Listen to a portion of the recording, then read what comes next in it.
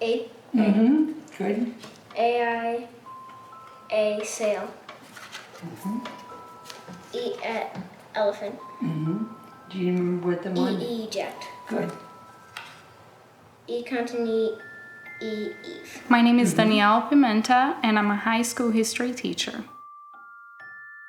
As part of my teacher training here in Massachusetts, I had heard about dyslexia. I had a very superficial understanding about dyslexia.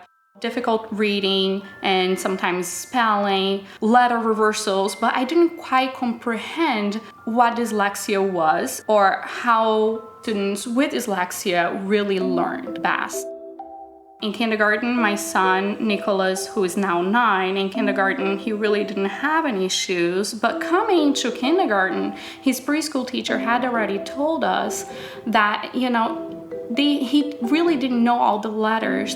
You really puzzled me because we had worked with him so hard on learning the letters and their names and the sounds that they made, but I was told not to worry, that he would pick it up in kindergarten. Well, that's okay, but how about it when it comes down from the what? No, it's white. Rainbow? Snow. In kindergarten, it was okay, but it was okay. I was fine. It was easy. I didn't have homework. The teacher showed us work that he produced, said she didn't have any concerns, so we weren't concerned then. And then when I went into first grade, my teacher was saying that I was a little behind. His teacher said, well, Nicholas is reading too slow. He just needs more practice. And then when I went to second grade, I was behind. Good for you. K to kite. No, you don't mean that. Clock. C says k, like in clock, or rock, or sock.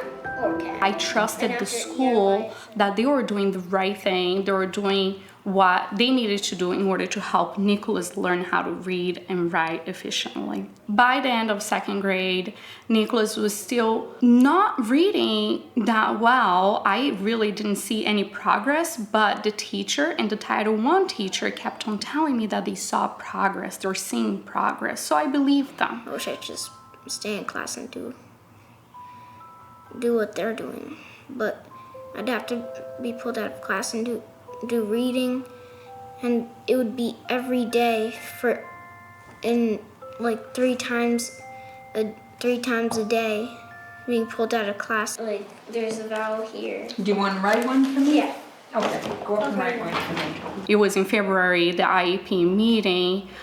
He was found not eligible for an IEP. I pointed out to the school that he had made no progress in Title I according to their own data, but still the school decided that what Nicholas needed at that point was to continue with the same Title I program that hadn't helped him for a year and a half. At that point, we decided to seek an outside evaluation. We went to Mass General and spoke with a speech therapist who tested Nick and found that Nick had the characteristics of dyslexia. In the meantime, we started tutoring. We hired Mary Jane Raymond to tutor Nick using Orton Gillingham. It's evidence to help kids with dyslexia. That was my mistake. School will start very soon, so I need to have some more fun this week.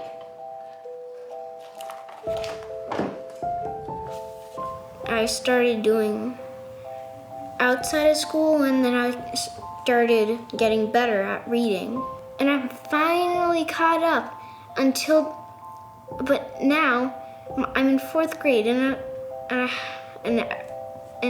it's just worse because because everyone's still better than me, because I'm at third grade level, but I'm going into fourth grade, so it's worse.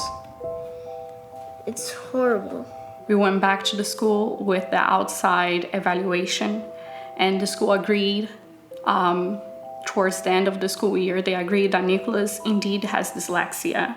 They agreed to an IEP, but Nick has not yet been provided with any kind of services that will really help him learn how to read and write.